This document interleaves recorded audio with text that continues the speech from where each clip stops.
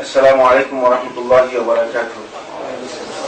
إن الحمد لله نحمده ونستعينه ونستغفره ونؤمن به ونتوكل عليه ونثني عليه الخير كله ونعوذ بالله من شرور أنفسنا ومن سيئات أعمالنا. من يهده الله فلا مضل له ومن يضلل فلا هادي له. وأشهد أن لا إله إلا الله وحده لا شريك له وأشهد أن محمدا عبد الله ورسوله الذي بلغ الرسالة وأدى الأمانة ونصح الأمة وكشف بإذن ربه الغمة وتركنا على بيضاء ليلها كنهارها لا يزيغ عنها إلا هالك. أما بعد فإن خير الحديث كتاب الله وخير الحديث هدي محمد صلى الله عليه وسلم وشر الأمور محدثاتها وكل محدثة بدعة وكل بدعة ضلالة وكل ضلالة في النار أو كما قال عليه الصلاة والسلام. يقول الله عز من قائل وما خلقت الجن والإنس إلا ليعبدون. আজকের এই অত্যন্ত গুরুত্বপূর্ণ দ্বীনি প্রোগ্রামের সম্মানিত পরিচালক মঞ্চ উপবিষ্ট ফজিলাতুল উস্তাদ ডক্টর আবু বকর মোহাম্মদ জাকারিয়া, আমার সামনে উপস্থিত সম্মানিত দ্বীনি ভাই বন্ধুগণ, সুধী মন্ডলী, আসলে একটি ব্যতিক্রম ধর্মী অত্যন্ত গুরুত্বপূর্ণ দ্বীনি মজলিসে আমরা হাজির হয়েছি। আমি আপনাদেরকে শুরুতেই ঈদোত্তর আপনাদেরকে মোবারকবাদ জানাচ্ছি। এই ধরনের একটি গুরুত্বপূর্ণ দ্বীনি মজলিসে আমরা একত্রিত হতে পেরে আল্লাহ রাব্বুল আলামিনের শুকর গুজার হচ্ছি যে রাব্বুল আলামিন আমাদেরকে এই ধরনের একটি গুরুত্বপূর্ণ দ্বীনি মজলিসে একসাথে হওয়ার তৌফিক দিয়েছেন, আলহামদুলিল্লাহ। সম্মানিত সুধী মণ্ডলী, আমি এই প্রোগ্রামকে একটু ব্যতিক্রমধর্মী এই জন্য বলেছি যে আপনারা লক্ষ্য করেছেন আমরা তো আমাদের জীবনে অনেক ওয়াজ মাহফিলে, অনেক দ্বীনি আলোচনায়, অনেক ধর্মীয় অনুষ্ঠানে আমরা একত্রিত হয়েছি। এই সমস্ত আলোচনার অনুষ্ঠানে আমরা যেভাবে আলোচনা শুনতাম, যেভাবে আলোচনা করা হতো, এই আলোচনা কিন্তু একটু ব্যতিক্রমধর্মী কথা আমাদের সামনে পেশ করা হচ্ছে। এবং এই বিষয়গুলোর মধ্যে কিছু বিষয় অনেকের কাছে, হয়তো সবার কাছে নয়, অনেকের কাছে কিছু কিছু বিষয় মনে হচ্ছে একটু নতুন, একটু ভিন্ন মাত্রার মনে হচ্ছে, একটু ভিন্ন স্টাইলের মনে হচ্ছে। বিষয়গুলো কিন্তু নতুন নয়, যে বিষয়গুলো উপস্থাপন করা হচ্ছে সেগুলো খুব নতুন বিষয় ব্যাপারটি এমন নয়, বিষয়গুলো অনেক পুরাতন। কিন্তু এগুলো আমাদের চর্চা না থাকার কারণে, এই বিষয়গুলো আমাদের কাছে আলোচনা না হওয়ার কারণে এগুলো মানে আমাদের কাছে অপরিচিত হয়ে গিয়েছে, আননোন হয়ে গিয়েছে। এই বিষয়গুলো আলোচনা যদি হতো, আরো আগ থেকে যদি মানুষের সামনে তুলে ধরা হতো, তাহলে কিন্তু এই বিষয়গুলো মানুষ জানতো এবং অনেক জঘন্যতম অপরাধ থেকে, শিরকের মতো মহা অন্যায় থেকে, যে জুলম আল্লাহ রাব্বুল আলামিনের হকের ক্ষেত্রে করা হয়ে থাকে, সেই মহাজুলম থেকে আমরা নিজেদেরকে রক্ষা করতে পারতাম, আমরা নিজেদেরকে মুক্ত করতে পারতাম। কিন্তু দুঃখজনক বিষয় হচ্ছে এটি যে আমরা নিজেরাও এই জুলমের সাথে অনেকে লিপ্ত আছি, আবার এই জুলমের দিকে মানুষদেরকে আহ্বান করার একটা গ্রুপ আছে যারা মানুষদেরকে আহ্বান করতেছে, ডাকতেছে যে এগুলো অসুবিধা নেই, এগুলো আমরা যুগ থেকে করে আসছি। মনে হয় যেন আমরা উত্তরাধিকার সূত্রে অপরাধগুলো পেয়েছি, এখন এগুলো আমাদেরকে অবশ্যই করতে হবে। অপরাধ এর উত্তরাধিকারী সূত্র নেই, সম্পদের উত্তরাধিকারী সূত্র হতে পারে, কিন্তু অপরাধ যদি প্রমাণিত হয়, ওয়াজিব হচ্ছে এই অপরাধ থেকে নিজেকে দূরে সরিয়ে নেওয়া। অপরাধের উত্তরাধিকারী সূত্র হিসেবে আমরা করে যাব, ব্যাপারটি এমন হতে পারে না। এটি জাহিলি সমাজের কনসেপ্ট। জাহিলি সমাজের লোকেরা বলেছে যে ইন্না ওয়াজাদনা আবাআনা আলা উম্মাহ, যে আমরা আমাদের বাপ-দাদাকে এই অবস্থায় পেয়েছি, এবং আমরা এদের অনুসরণ করে যাব। কিন্তু আমরা এই কথা কেন বলবো? এটা আমরা বলার কারণ নেই, বরং আমরা বলবো যে না, আমরা যদি সত্যি কথা জানি, যে হক, যদি বাস্তব, সেটি যদি জানি, আমরা তারই অনুসরণ করবো। এটাই হচ্ছে আমাদের অনুসরণের জন্য খুবই গুরুত্বপূর্ণ এবং ওয়াজিব বিষয়। আলহামদুলিল্লাহ, আমাদের প্রফেসর ডক্টর আবু বকর মোহাম্মদ জাকারিয়া অত্যন্ত গুরুত্বপূর্ণ কিছু বিষয় আপনাদের সামনে দৃষ্টি আকর্ষণ করেছেন, অত্যন্ত গুরুত্বপূর্ণ কিছু বিষয় দৃষ্টি আকর্ষণ করেছেন। এবং এই বিষয়গুলো তাওহীদের সাথে রিলেটেড হওয়ার কারণে, আর তাওহীদের কনসেপ্টটা আমাদের কাছে খুব বেশি স্পষ্ট না থাকার কারণে হয়তো জটিল জটিল মনে হয়েছে আপনাদের কাছে। কিন্তু যাদের কাছে তাওহীদ স্পষ্ট হয়ে গিয়েছে, কথাকে বুঝে আসছে, মানে যার সামনে আলো জ্বলিত মানে প্রজ্বলিত হয়ে গিয়েছে সে রাস্তা দেখতেছে যে এটা হচ্ছে রাস্তা, আর বাকি রাস্তার বাইরে যা আছে সবগুলোকে সে মনে করতেছে না এটি রাস্তার মধ্যে অন্তর্ভুক্ত না, এটা রাস্তার বাইরে অংশ, এটা সহজ হয়ে গিয়েছে। কিন্তু যার কাছে রাস্তা স্পষ্ট হয়নি, যার কাছে আলো নেই, তার কাছে মনে হচ্ছে কি রে এগুলো কি কথা বলতেছে, এগুলো তো অনেক কঠিন কথা। এগুলো আসলে কোনো কঠিন কথা নয়। আমরা এই তাওহীদকে জানার জন্য অনেক দার্শনিক চিন্তাধারা, অনেক মানে যুক্তিতর্কের শেষ নেই, হাজার রকমের যুক্তিতর্ক দিতে দিতে শেষ পর্যন্ত আকায়েদে নাসাবির মধ্যে আল্লাহ রাব্বুল আলামিনকে টুকরা টুকরা করতে করতে এক পর্যায়ে আল্লাহ তাআলাকে বলেছে হুয়াল জুজউল লাযী লা ইয়াতাজাজ্জা। এখানে যারা আকায়েদে নাসাবি পড়েছেন তারা আমার সাথে একমত হবেন যে আল্লাহ রাব্বুল আলামিনকে টুকরা টুকরা করতে করতে করতে করতে এক পর্যায়ে বলতেছে যে আল্লাহ হচ্ছে এমন অংশ যে অংশকে আর ভাগ করা যায় না, ভগ্নাংশ করা যায় না। নাউযুবিল্লাহি মিন যালিক। মানে আল্লাহ রাব্বুল আলামিন হচ্ছে এমন অংশ যে অংশকে আর ভাগ করা যায় না। তখন তারা মনে করেছে, তাদের মাথার মধ্যে এটা ঢুকেছে যে আল্লাহ তাআলা আছেন, আল্লাহ তাআলার অস্তিত্ব প্রমাণ করার জন্য চেষ্টা করেছেন। চেষ্টা করতে করতে যুক্তিতর্ক দিতে দিতে দার্শনিক যুক্তি, তারপরে বিবেকের যুক্তি, সকল প্রকার যুক্তিকে কাজে লাগিয়ে যুক্তি দিয়ে আল্লাহ রাব্বুল আলামিনকে প্রমাণ করার জন্য সমস্ত পৃথিবীর যত মাখলুক আছে সমস্ত মাখলুকাতকে টুকরা টুকরা করে এমন এক পর্যায়ে নিয়ে এসেছে, বলছে আল্লাহর পরিচয় হচ্ছে হুয়াল ওয়াজিবুল উজুদ। কেন এই ওয়াজিবুল উজুদ? যেহেতু এই ওয়াজিবুল উজুদ ছাড়া আর অন্য উজুদ, অন্য অস্তিত্ব হতে পারে না। এত চিন্তার কারণ কি? এত দার্শনিক মন মানসিকতা নিয়ে এত আল্লাহ রাব্বুল আলামিনকে টুকরা টুকরা করার কারণ কি? অথচ আল্লাহ রাব্বুল আলামিন আদম আলাইহিস সালাতু ওয়াস সালাম থেকে শুরু করে মুহাম্মদ রাসূলুল্লাহ সাল্লাল্লাহু আলাইহি ওয়াসাল্লাম পর্যন্ত 1,24,000 নবী এবং রাসূলদেরকে প্রেরণ করেছেন। কোন নবী আল্লাহ রাব্বুল আলামিনকে প্রমাণ করার জন্য সামান্যতম 1 সেকেন্ড সময় ব্যয় করেন, 1 সেকেন্ড সময় ব্যয় করেন। আল্লাহ রাব্বুল আলামিনের পরিচয় এইভাবে দেন নাই, পরিচয় দিয়েছেন আল্লাহ রাব্বুল আলামিনের রুবুবিয়ত এবং তার শ্রেষ্ঠত্বের উপর বর্ণনা করে। যে যখন ইব্রাহিম আলাইহিস সালামকে জিজ্ঞেস করা হলো যে তোমার প্রতিপালককে পরিচয় করে দাও, রাব্বিয়াল্লাযী ইউহয়ী ওয়া ইউমীত, তাহলে কত সহজ ভাষায় পরিচয় করে দিয়েছেন। আল্লাহ তাআলাকে টুকরা টুকরা করতে হয় না, কিচ্ছু দরকার নেই। আল্লাহর পরিচয় দিচ্ছেন রাব্বিয়াল্লাযী ইউহয়ী ওয়া ইউমীত, আমার সত্তা হচ্ছে সেই আল্লাহ যিনি মানুষদেরকে জীবন দেন এবং মৃত্যু দেন। কিন্তু ব্যাকরণ মানে আমাদের মতো বিবেক সম্পন্ন আর কি বুঝে না। আমাদের দেশে বিবেককে এমন ভাবে মানে এমন যুক্তি আমরা মানে বের করেছি, যুক্তি কি জিনিস সেটা আমরা বুঝি না। মানে আমরা যুক্তি ব্যবহার করার জন্য মনে করি যে এটাই আমার কাছে যুক্তি। তখন ওই বেওকুফ যার কাছে আল্লাহ তাআলা বিবেক যুক্তি কম দিয়েছে, কিন্তু আল্লাহ তাআলার সাথে বিবেক দিয়ে যুক্তি দিয়ে শয়তানের মতো মানে আল্লাহ রাব্বুল আলামিনের হক নষ্ট করার চেষ্টা করেছে, সে বলতো যে আমি তো জীবন দিই, বুঝতে পারে না ব্যাপারটা, জীবন দেওয়া এবং মৃত্যু দেওয়ার ব্যাপারটা বুঝতে পারে না। যেমন আমাদের সমাজে এখন অনেকে মনে করে যে অমুকে বাঁচাই দেন, অমুকে রক্ষা করেন। যে বিশ্বাস হুজুরের কাছে গিয়েছিলাম, তোর হুজুরের কাছে যাওয়ার পরে দেখি যে আলহামদুলিল্লাহ অসুস্থ হয়ে গেছে, মরে যাচ্ছিল এরপরে দিয়ে যখন হুজুরের কাছে গেলাম, হুজুর আলহামদুলিল্লাহ দোয়া করে দিয়ে সুস্থ করে দিয়েছে। এমনই জীবন দেন। অনেকে মৃত্যু দিয়ে দেন, হুজুর কবরের মধ্যে শুয়ে আছে, কবর দিয়ে যাওয়ার সময় টাকা দিয়ে যাচ্ছে, যদি এখান থেকে টাকা না দেয় তাহলে হুজুরে মানে গাড়ি উল্টে দিবে, হুজুরে গাড়ি নষ্ট করে দিবে অথবা একটা কিছু করে দিবে। কবর থেকে হুজুরে মানুষের কত বড় ধরনের ক্ষতি করার চেষ্টা করছে, চিন্তা করছে।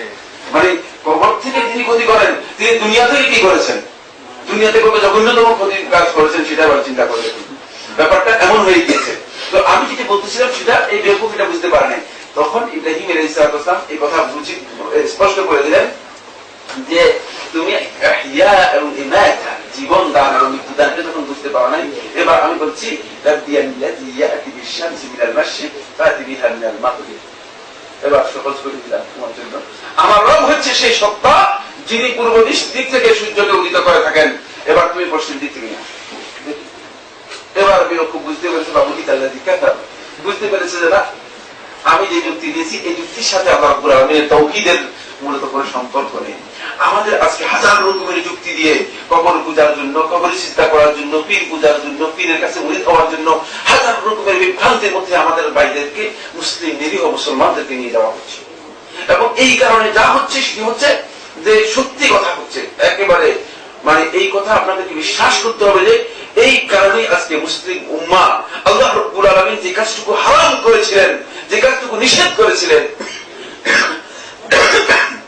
সেই নিষিদ্ধ এবং হারাম কাজে আজকে মুসলিম উম্মাহ লিপ্ত হয়ে যাচ্ছে। সেটা হচ্ছে মুসলিম উম্মার মধ্যে বিভিন্ন বিভক্তি, বিভিন্ন গ্রুপে গ্রুপে দলাদলিতে লিপ্ত হয়ে গেছে, ফিরকাবন্দিতে লিপ্ত হয়ে গেছে। ওয়ালা তাকুনু কাল্লাযীনা তাফাররাকু ওয়াখতালাফু মিন বা'দি মা জাআকুমুল বায়িনাত। কোরআন কারীম আসার পরে, রাসূলুল্লাহ সাল্লাল্লাহু আলাইহি ওয়াসাল্লামের সুন্নাহর পরে আমরা কিভাবে দ্বিধা বিভক্ত হয়ে যাচ্ছি? এর একটি মাত্র কারণ হচ্ছে এই জিনিসগুলো আমাদের বিভক্ত হয়েছে। এই জন্য তাওহীদের মৌলিক কতগুলো বিষয় নিয়ে অত্যন্ত গুরুত্বপূর্ণ চমৎকার আলোচনা করেছেন আমাদের ফজিলাতুল শেখ ডক্টর আবু বকর মোহাম্মদ জাকারিয়া। আমি ওনাকে ধন্যবাদ জানাচ্ছি। আপনারা অত্যন্ত মনোযোগের সাথে শুনেছেন। আমার দৃঢ় বিশ্বাস সবাই কথা আজকে স্পষ্ট হবে না, আমার কিন্তু দৃঢ় বিশ্বাস যে অনেকগুলো গুরুত্বপূর্ণ বিষয় আপনাদের এখানে স্পষ্ট হয়েছে, যেগুলো আপনারা স্পষ্ট মানে স্বচ্ছ ধারণা নিতে পেরেছেন। আমি আকীদার উপর আপনাদের সাথে কিছু কথা শেয়ার করব, সেটাও মানে এই অনেক দীর্ঘ আলোচনা হয়েছে, কিন্তু দীর্ঘ আলোচনা করব না, সময় দিকে লক্ষ্য রেখে আমি চেষ্টা করবো যে আপনাদের সাথে আকীদার মৌলিক কিছু বিষয় নিয়ে শেয়ার করার জন্য। এটা এই জন্য শেয়ার করবো যে আসলে আমাদের এখানে ফজিলতের আলোচনা হয়, ইবাদতের আলোচনা হয়, মানে বিভিন্ন জিকির আজকালের আলোচনা হয়, হালকা জিকির ভারী জিকিরের আলোচনা হয়, এই সব কিছু আমাদের সমাজের মধ্যে ব্যাপক আলোচনা হয়। কিন্তু মৌলিক যে বিষয়ের উপর নির্ভর করে আপনার হালকা জিকির, ভারী জিকির, মানে যত জিকির আছে, যত ইবাদত আছে, সবকিছু মৌলিক যে বিষয়ের উপর নির্ভর করে সেটি হচ্ছে আকীদা, সেটি হচ্ছে মূল কনসেপ্ট, মানে মূল বিষয়। কিন্তু এই বিষয় সম্পর্কে আলোচনা হয়, এই বিষয় সম্পর্কে আলোচনা। এমনকি মসজিদ গুলোতে আপনি দেখবেন জুমার খুতবা থেকে আরম্ভ করে ঈদের খুতবা পর্যন্ত প্রত্যেকটি আলোচনার মধ্যে নামাজের ফজিলত, ইবাদতের ফজিলত, দোয়ার ফজিলত, তারপরে মানে দাওয়াত খাওয়ানোর ফজিলত, যেহেতু যেগুলি ইমাম সাহেবদের খুব বেশি প্রয়োজন সেগুলোকে ওনারা খুব হাইলাইট করেন, মানে দাওয়াত খানে কত কত ফজিলত হয়েছে, মানে এগুলো সবচেয়ে বেশি ইম্পর্টেন্ট, সেগুলো গুরুত্ব দিয়ে আলোচনা করা হয়ে থাকে। কিন্তু যারা আজকে আকীদাই যার ঠিক নেই এবং আকীদার বিষয়ে যদি তার আলোচনা না করা হয়ে থাকে, তাহলে তার এই ফজিলত দিয়ে কোনো লাভ হবে কিনা? আমার এক বন্ধু যখন আমি প্রস্তুত দিচ্ছিলাম, তখন আমাদেরকে টেলিফোন করে বলেন, সাইফুল্লাহ ভাই, ফজিলতের হাদিসগুলো আলোচনা করার সময় তো আপনাদের ওয়াজিব হচ্ছে একটি, সেটি হলো যে এই ফজিলত কার জন্য সেটা বলে দেওয়া দরকার। এবার তো এই লোকেরা কবরে চিন্তা করতেছে, লোকেরা পীরের বাড়ি গিয়ে চিন্তা করতেছে, পীরের জন্য মান্নত করতেছে, পীরের জন্য গরু নিয়ে চলে যাচ্ছে, পীরের মানে কবরে গিয়ে গরু জবাই করতেছে। সেখানে আপনি ওই সমস্ত লোকদেরকে শুধু তা করতেছে তা নয়, মানুষ মানে নিজেরা কতগুলো মানে লোহার অথবা কতগুলো পিলার ইটের তৈরি করে, মানে সেটা নাম দিচ্ছে সৌধ, বুঝতে আসছে কিনা? এই সৌধ সেই সৌধ, হাজার সৌধ, সেগুলোর মধ্যে ফুল দিচ্ছে। আর আপনি বলতেছেন এটাকে ফজিলতের কথা, মানে এই ফজিলত দিয়ে আপনার লাভটা কি? এই লোকদের এই ফজিলতের লাভটা কি? ফজিলত তো তখনই আসবে যখন তার ঈমান আছে, ফজিলত যখনই আসবে যখন সে শিরক মুক্ত আছে, ফজিলত তখনই আসবে যখন সে সত্যিকার মানে তাওহীদের উপর প্রতিষ্ঠিত আছে। কিন্তু কথা বলেছেন, কিন্তু আয়াতের মূল কনসেপ্টটা হচ্ছে এই, মানে আয়াতটা সরাসরি অর্থ করলে যে অর্থ দাঁড়ায়, কিন্তু এর মূল কনসেপ্টটা হচ্ছে এটা, সেটা হলো আমাদের মধ্যে মুসলমানদের মধ্যে অধিকাংশ লোক মুশরিক। এটা হচ্ছে মূল কনসেপ্ট। আয়াতটা যে অর্থ করলে যেটা সে অর্থ করেছেন, কিন্তু মানে মূল কনসেপ্টটা হচ্ছে এই আয়াতের, এই যে মুসলমানদের মধ্যে অধিকাংশ লোক মুশরিক। সুবহানাল্লাহ। তাহলে আমরা কত বিশাল সমস্যার মধ্যে আছি। আমরা ঈমান এনেছি, ঈমানের বক্তব্য দিচ্ছি, কিন্তু অধিকাংশ লোক আমরা শিরকে লিপ্ত হয়েছি। তাওহীদ আমরা জানি না, আমরা তাওহীদকে বাদ দিয়ে দিচ্ছি। আমাদের কিতাবগুলোতে পড়ানো হয় থাকে, এবং তাসাউফের সুফিবাদীদের যতগুলো কিতাব আছে সবগুলো প্রায় সবগুলো কিতাবের মধ্যে, দুটি কিতাবের মধ্যে আমি নিজে দেখেছি, তারা বলতেছে যে এই পৃথিবীতে, গোটা পৃথিবীতে, যেমন গোটা সমগ্র পৃথিবীকে মানে পরিচালনা করার জন্য, সমগ্র পৃথিবীকে পরিচালনা করার জন্য 313 জন, কতজন বললাম? 313 জন আল্লাহ রাব্বুল আলামিন মানে নাকিব নিয়োগ করেছে। মানে আল্লাহ রাব্বুল আলামিনের আর কোনো কাজ নেই, আল্লাহ রাব্বুল আলামিন এখন নাকিবদেরকে নিয়োগ করে, নাকিবরা এগুলো পরিচালনা করে। এই 313 জন নাকিবকে, এই 313 জন নাকিবকে মানে কন্ট্রোল করার জন্য, সুপারভাইজ করার জন্য 70 জন রয়েছে। এরা হচ্ছে আবদাল, আপনাদের কুতুব আবদাল বলেন না, এই 70 জন আবদাল এরা শুধু অর্ডার করে, এদের অর্ডারটাই পৃথিবীতে পরিচালিত হয়, পৃথিবীকে কন্ট্রোল করে, পৃথিবীর মূল কাজ হচ্ছে এদের। এই 70 জনের মধ্য থেকে এমন এই 70 জনের মধ্য থেকে সারা পৃথিবীতে 7 জন রয়েছে কুতুব। 7 জন রয়েছে কি এই 7 জন, এরা হলো সর্বোচ্চ পর্যায়ে। এরা অর্ডার করতে হয় না, এরা শুধু জিনিসগুলো পর্যবেক্ষণ করে। এরা অর্ডার হচ্ছে মানে যারা আবদাল বাদাল আছে তারা অর্ডার করেন, আর এই কুতুব 7 জন, এই 7 জনের কাজ হচ্ছে হোল ওয়ার্ল্ডের মধ্যে এরা শুধু পর্যবেক্ষণ করে, এরা এই পৃথিবী পর্যবেক্ষণ করে। তারপরে এই 7 জনের উপর এমন নিয়োগ করা হয়েছে সারা পৃথিবীর মধ্যে একজনকে, তিনি হচ্ছেন আল গাউস। তিনি হচ্ছেন কি আল গাউস, তিনি হচ্ছেন মূল মানে আল আমরুল কাউনির মালিক। এই গোটা পৃথিবীকে নিয়ন্ত্রণ করার মূল মালিক হচ্ছেন তিনি হচ্ছেন আল গাউস। আর এই আল গাউসের মধ্যে সবচেয়ে বড় গাউস হচ্ছে আল গাউসুল আযম আব্দুল কাদের ইবনে আবু সালেহ আল জিলি। এবার আমি আপনাদেরকে প্রশ্ন করব, তাহলে আল্লাহ রাব্বুল আলামিনের পোস্ট কোথায়, মুহাম্মদ রাসূলুল্লাহ সাল্লাল্লাহু আলাইহি ওয়াসাল্লামের পোস্ট কোথায় তাদের কাছে? বের করে দেন আপনারা। আল্লাহ তাআলার কোনো প্রয়োজন নেই, রাসূলের কোনো প্রয়োজন নেই। এই যে মানুষদেরকে বোঝানো হচ্ছে, এই যে ওয়াজ করা হচ্ছে, এই ওয়াজ দিনে দিনে আমরা শুনে যাচ্ছি। বছরের পর বছর আমাদের সমাজের মানুষদের কাছে এই ওয়াজ জানানো হচ্ছে, এই ওয়াজ করা হচ্ছে, এবং এগুলো আমরা শুনে যাচ্ছি। আমরা আর কতদিন এগুলো শুনব? এই বিভ্রান্তির মধ্যে আমরা কতদিন থাকবো?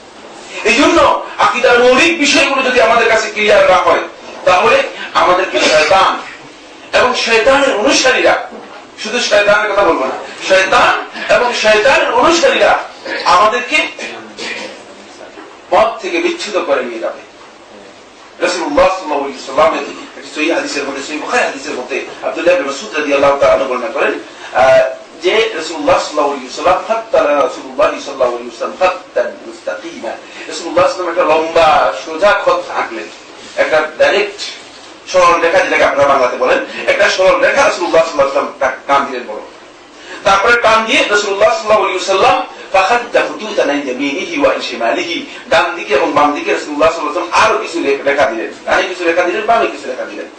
রেখা দিয়ে রাসূলুল্লাহ সাল্লাল্লাহু আলাইহি ওয়াসাল্লাম বলেন, এই যে হাযাস সাবিল, এটা হচ্ছে মূল পথ, এটা হচ্ছে তোমাদের পথ, সিরাতুল মুস্তাকিম, ওয়া আন্না হাযা সিরাতুল মুস্তাকিমা ওয়া হাযিহি সুবুল, আর এগুলো হচ্ছে ওই মানে পথ, ডান বামে যে সুবুলের কথা বলা হয়েছে, অতিরিক্ত পথ সেগুলো।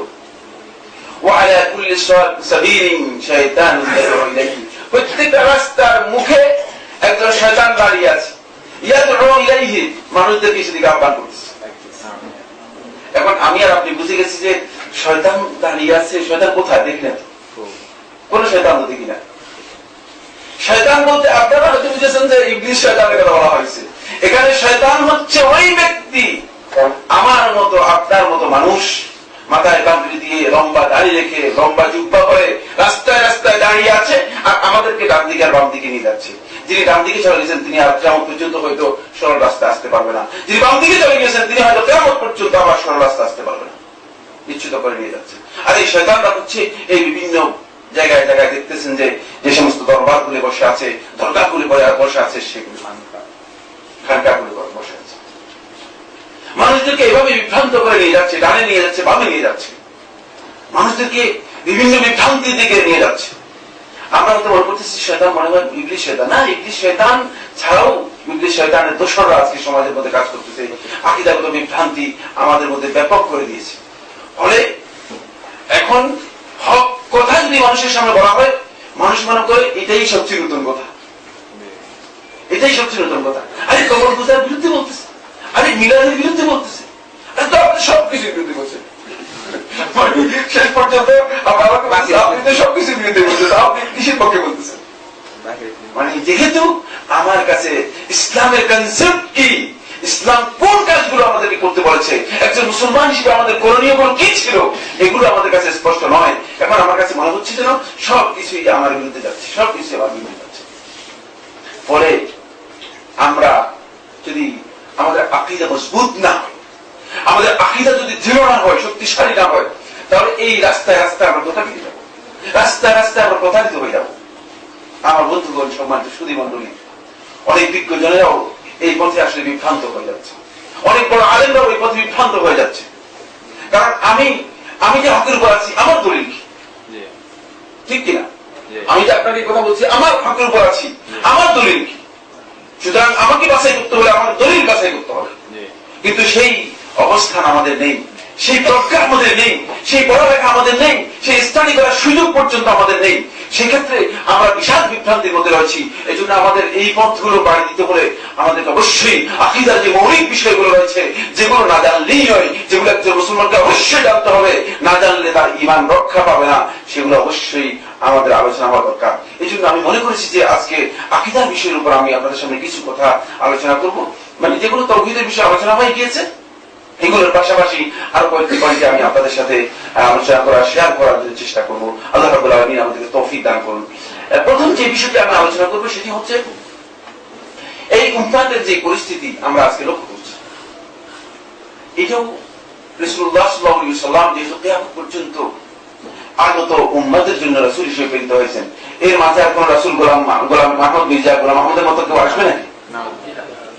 যদি শয়তানরা, ইসলামের দুশমনরা মানে মুসলমানদেরকে প্রতারিত করার জন্য পরিকল্পিত ভাবে যুগে যুগে সময় সময় কয়েকজনকে নবী বানিয়ে দিয়েছে, তার মধ্যে একজন হচ্ছে মির্জা গোলাম আহমদ কাদিয়ানী। তাকে নবুয়তের টুপি তার মাথায় পরিয়ে দিয়েছে ইংরেজরা, ইংরেজ বেনিয়ারা তার মাথায় এই টুপি পরিয়ে দিয়েছে মুসলমানদেরকে ধ্বংস করে দেওয়ার জন্য। টার্গেট ছিল কি বলতে পারবেন কিনা আপনারা? টার্গেট ছিল একটাই, সেটা হচ্ছে জিহাদকে নট করে দেয়া। এবং গোলাম আহমদ যখন এই নবুয়ত লাভ করলো, নবুয়ত লাভ করে তার সর্বপ্রথম ওহী হচ্ছে যে আল্লাহ রাব্বুল আলামিন আমার কাছে, নাউযুবিল্লাহ মিন যালিক, আল্লাহ রাব্বুল আলামিন আমার কাছে ওহী প্রেরণ করেছে। আল্লাহ তাআলা বলছেন যে এই উম্মত থেকে আমি জিহাদকে উঠাই নিলাম। বুঝতে পেরেছেন তো ব্যাপারটা? যে উদ্দেশ্যে তাকে নবুয়ত দেওয়া হয়েছে, সেই উদ্দেশ্যের কথা একেবারে স্পষ্ট নগ্নভাবে মানুষের সামনে বলে দিল। যাই হোক, সেদিকে আমরা আলোচনায় যাব না। কিন্তু আমি যেটি বলতেছিলাম সেটি হলো, এমনটি না করে কিয়ামত পর্যন্ত আগত গোটা উম্মতের জন্য একমাত্র নবী এবং রাসূল হচ্ছেন মুহাম্মদ রাসূলুল্লাহ সাল্লাল্লাহু আলাইহি ওয়াসাল্লাম। সুতরাং কিয়ামত পর্যন্ত মানুষের যত অবস্থা হবে সব বিষয়ে রাসূলুল্লাহ সাল্লাল্লাহু আলাইহি ওয়াসাল্লাম হেদায়েত দিয়ে গেছেন কিনা? জি না, আপনাদের সন্দেহ আছে? জি না, একবার হেদায়েত দিয়ে গেছেন। উম্মতের যে পরিস্থিতি তৈরি হবে, উম্মত যে বিভিন্ন ফিরকায়, বিভিন্ন বিষয়ে উম্মত যে বিচ্ছিন্ন বিক্ষিপ্ত হয়ে যাবে। আবু দাউদের একটি রওয়ায়াতের মধ্যে রাসূলুল্লাহ সাল্লাল্লাহু আলাইহি ওয়াসাল্লাম ইরশাদ করেন, এবং ইফতারাকাতিল ইয়াহুদ ওয়ান নাসারা ইলা 71 ফিরকা। ইহুদি এবং খ্রিস্টানরা তারা 71টি ফিরকায় বিভক্ত হয়ে গিয়েছে, অথবা কোন বর্ণনা হচ্ছে ইলা 72 ফিরকা, তারা 72টি ফিরকায় বিভক্ত হয়ে গেছে। ইহুদিদের ফিরকাগুলো বিভিন্ন ফিরকায় তারা বিভক্ত হয়েছে, এবং তাদের এই ফিরকাগুলো পৃথিবীতে এখনো আছে, বিভিন্ন ফিরকা আছে। কিন্তু সেগুলো আমরা ইহুদিদের সাথে, খ্রিস্টানদের সাথে আমাদের এই বিষয় সম্পর্কে মানে কষাকষির দরকার নেই, তারা তাদের পথে আছে। এই কথা বললে আমরা খুশি হয়ে গেছিলাম। আমাদের একটা খুশির সংবাদ যে ইহুদিরা বিভিন্ন ফেরকায় যখন বন্দী হয়ে গিয়েছে, ইহুদিরা দুর্বল হয়ে গেছে। খ্রিস্টানরা যখন বিভিন্ন ফেরকা বন্দী হয়ে গিয়েছে, খ্রিস্টানরা দুর্বল হয়ে গিয়েছে। এটা আমরা বুঝতে পেরেছি, ঠিক কিনা? এই হাদিস থেকে আমাদের একটা খুশির সংবাদ আছে। কিন্তু দুঃখজনক সংবাদ হলো এরপরে যে কথা বলেছেন, আর আমার এই উম্মত 73টি ফিরকায় বিভক্ত হয়ে যাবে। নাউযুবিল্লাহ। আবার কঠিন কথা বলে দিলেন রাসূলুল্লাহ সাল্লাল্লাহু আলাইহি ওয়াসাল্লাম, আমার উম্মত 73টি ফিরকায় বিভক্ত হয়ে যাবে। কত ভয়ঙ্কর কথা আল্লাহ রাসূল সাল্লাল্লাহু আলাইহি ওয়াসাল্লাম আমাদেরকে জানালেন। তাহলে এই বিভক্তি মানে এটা আজকে যে বিভক্তি আমরা দেখতে পাচ্ছি আমাদের সমাজে, আজকে যে বিভক্তি মুসলমানদেরকে আঘাত হানতেছে, মুসলমানদের শক্তি নষ্ট করে দিচ্ছে, এই বিভক্তির বিষয়গুলো মূলত রাসূলুল্লাহ সাল্লাল্লাহু আলাইহি ওয়াসাল্লাম আগেই আমাদেরকে জানিয়ে দিয়ে গেছেন। সুতরাং আমাদের ভয় পেয়ে যাওয়ার কোনো কারণ নেই। এই জিনিসটুকু আমরা একটু আশ্বস্ত হয়েছি যে এটা হবেই। এখন এখানে এসে একজন যদি বলেন যে রাসূলুল্লাহ সাল্লাল্লাহু আলাইহি ওয়াসাল্লাম গায়েব জানতেন, তাহলে এটা আমার ভয় পাওয়ার কোনো কারণ নেই। এখানে এসে যদি একজন বলে যে আল্লাহ রাসূল সাল্লাল্লাহু আলাইহি ওয়াসাল্লামের আমরা উম্মত নই, আমরা আল্লাহ রাসূল সাল্লাল্লাহু আলাইহি ওয়াসাল্লামের দাস, যেহেতু বলেছেন কুল ইয়া ইবাদি, আমরা যে রাসূলের গোলাম, তাহলে এই বিষয়ে আমাদের ভয় পাওয়ার কোনো কারণ নেই। এখানে যদি কেউ এসে বলেন যে রাসূলুল্লাহ সাল্লাল্লাহু আলাইহি ওয়াসাল্লাম আল্লাহর নূর, এটা তো আমাদের ভয় পাওয়ার কোনো কারণ নেই। কারণ রাসূলুল্লাহ সাল্লাল্লাহু আলাইহি ওয়াসাল্লাম এই বিষয়টি স্পষ্ট করেছেন, আমাদেরকে জানিয়ে দিয়ে গেছেন যে সাতাফতারিকু উম্মতি ইলা 73 ফিরকা। সুতরাং 73 গোনা পর্যন্ত এই উম্মত দ্বিধা বিভক্ত হবে, এই ফিরকাবন্দিতে লিপ্ত হবে, এটা আমরা বুঝতে পারলাম। এটি অত্যন্ত কঠিন সংবাদ, কোনো সন্দেহ নেই। এতে উম্মতের সবচেয়ে বড় ক্ষতি। এই তাফাররুকের কারণে, এই ফিরকাবন্দির কারণে, এই বিভক্তির কারণে উম্মত সবচেয়ে বড় ক্ষতিগ্রস্ত হচ্ছে, এতে কোনো সন্দেহ নেই। এরপর দ্বিতীয়ত রাসূলুল্লাহ সাল্লাল্লাহু আলাইহি ওয়াসাল্লাম এই কথা বলার পরে মানে আমরা কিছুটা আশাহত হলেও এরপরে এমন জঘন্য কথা বললেন, এবার একেবারে শেষ করে দিলেন। এরপর রাসূলুল্লাহ সাল্লাল্লাহু আলাইহি ওয়াসাল্লাম ইরশাদ করেন, কুল্লুহা ফিন্নার, সবগুলো জাহান্নাম। গোটা উম্মতের নাউযুবিল্লাহ মিন যালিক, গোটা উম্মতকে রাসূলুল্লাহ সাল্লাল্লাহু আলাইহি ওয়াসাল্লাম বলে দিলেন যে কুল্লুহা ফিন্নার, এই সমস্ত ফিরকা সবগুলো জাহান্নামী। এরপরে আস্তে করে ইস্তিসনা করলেন, বাদ দিলেন, এক্সেপশন করলেন একটাকে, ইল্লা ওয়াহিদা, একটি ছাড়া, একটু আশা দিলেন। কিন্তু এটা এমন কঠিন কথা, যেমন আমি আপনাদেরকে এখানে বললাম যে এখানে সামনে একটা বিশাল নদী আছে, এই নদী পার হয়ে আপনাকে ওই পারে যেতে হবে। এখানে গেলে দেখবেন যে 73টি নৌকা আছে। ভালো কথা বলছেন, 73টি নৌকা বলছে, যে কোনো একটা নৌকায় উঠে যেতে পারবেন, তবে সবগুলো নৌকায় ডুবে যাবে একটা ছাড়া। বলে তাহলে আপনি বলবেন যে ভাই আপনি ডুবার কথা বললেন কেন, আবার আমাদেরকে ডুবাতে উঠতে বললেন কেন, আমাদেরকে ডুবার জন্য বলছে নাকি? কারণ আপনারা মনে করছেন যে কি বললো এই কথা, সবগুলো নৌকায় ডুবে যাবে একটা ছাড়া, এবার একটা কোনটা সেটা তো আমরা জানি না। ভয়ঙ্কর কথা। এরপরে রাসূলুল্লাহ সাল্লাল্লাহু আলাইহি ওয়াসাল্লাম ওই একটার একটা বৈশিষ্ট্য বলে দিলেন, পরিচয় করে দিলেন, এটা মেহেরবানি করলেন। গোটা উম্মতের উপর সবচেয়ে, গোটা উম্মতের উপর রাসূলুল্লাহ সাল্লাল্লাহু আলাইহি ওয়াসাল্লামের সবচেয়ে বড় মেহেরবানি হচ্ছে এই যে মেহেরবানি করে তিনি জানিয়ে দিয়ে গেছেন যে কারা এই জান্নাতের বদলা করে, কারা সেই জামাআত, কারা সেই ওয়াহিদ, কারা সেই গোষ্ঠী যারা এই নাজাত পাবে। রাসূলুল্লাহ সাল্লাল্লাহু আলাইহি ওয়াসাল্লাম বলেন, কালু ইয়া রাসূলুল্লাহ ওয়া মাহি, এরা কারা? বলে হিয়াল জামাআ, এরা হচ্ছে আল জামাআ, যারা মুসলমানদের জামায়াতের সাথে সম্পৃক্ত। রাসূলুল্লাহ সাল্লাল্লাহু আলাইহি ওয়াসাল্লাম সাহাবীরা এবং সাহাবীদের এই জামাতের সাথে যারা সম্পৃক্ত আছে, যারা এই কর্মনীতি এবং এই আকীদার উপর প্রতিষ্ঠিত ছিল, কেবল তারাই সত্যিকার ভাবে নাজাত পাবে, সত্যিকার ভাবে লাভ মুক্তি পাবে। এই এখানে হাদিসের মধ্যে আল জামাআ বলা হয়েছে, অন্য একটা হাদিসের মধ্যে রাসূলুল্লাহ আরেকটু ডিফাইন করেছেন, এভাবে রাসূলুল্লাহ সাল্লাল্লাহু আলাইহি ওয়াসাল্লাম ইরশাদ করেছেন, মা আনা আলাইহি ওয়া আসহাবি, যার উপর আমি এবং আমার সাহাবীরা যার উপর প্রতিষ্ঠিত ছিলাম, মূলত তারাই কি করবে, এই জামাতের মধ্যে অন্তর্ভুক্ত করতে পারবে। এবার তো এই জামাত যখন পেয়ে গিয়েছে, এবার সবাই এই জামাতকে টানা শুরু করছে। এমনকি আহলুস সুন্নাহ ওয়াল জামাত নিজের নাম পর্যন্ত দিয়ে দিয়েছে। কেউ পারে না যে কপালের মধ্যে রেখে দিতে, যে নিজের কপালের মধ্যে এখানে আহলুস সুন্নাহ ওয়াল জামাত, কারণ রাসূলুল্লাহ সাল্লাল্লাহু আলাইহি ওয়াসাল্লাম যেহেতু বলে দিয়েছেন জামাতই রক্ষা পাবে, সুতরাং কপালের মধ্যে রেখে দিই, আমরা রক্ষা পেয়ে গেছি। কিন্তু এটাই কি আসলে রক্ষার বিষয়? কাল্লা কাল্লা, কখনো না। রাসূলুল্লাহ সাল্লাল্লাহু আলাইহি ওয়াসাল্লাম জামাতের যে স্ট্রাকচার দিয়েছেন, সেই স্ট্রাকচারে এই বিষয় স্পষ্ট হয়ে গিয়েছে। সেটি হচ্ছে যারা আল্লাহ রাসূল সাল্লাল্লাহু আলাইহি ওয়াসাল্লামের হাদী এবং এই কোরআন এবং সুন্নাহের দিকে আমাদেরকে আহ্বান করবে, যারা মুরিদ করবে নিজের জন্য নয়, কোরআন এবং সুন্নাহর জন্য, তারা এই জামাতের মধ্যে থাকবে, ঠিক কিনা? ইনশাআল্লাহ। মুরিদ নিজের জন্য করলে তাহলে বুঝতে হবে যতই কপালের মধ্যে আহলুস সুন্নাহ ওয়াল জামাত দেখুক, কাজে আসবে না। যারা নিজের পকেটের জন্য মানুষদেরকে দাওয়াত করবে না, দাওয়াত করবে কোরআন এবং সুন্নাহর জন্য। যারা মানুষদেরকে আহ্বান করবে কোরআন এবং সুন্নাহর জন্য, যারা মানুষদেরকে বক্তব্য দিবে কোরআন এবং সুন্নাহর ভিত্তিতে, যারা মানুষের সাথে কথা বলবে কোরআন এবং সুন্নাহর ভিত্তিতে, তারাই কেবলমাত্র কি পাবে? নাজাত পাবে।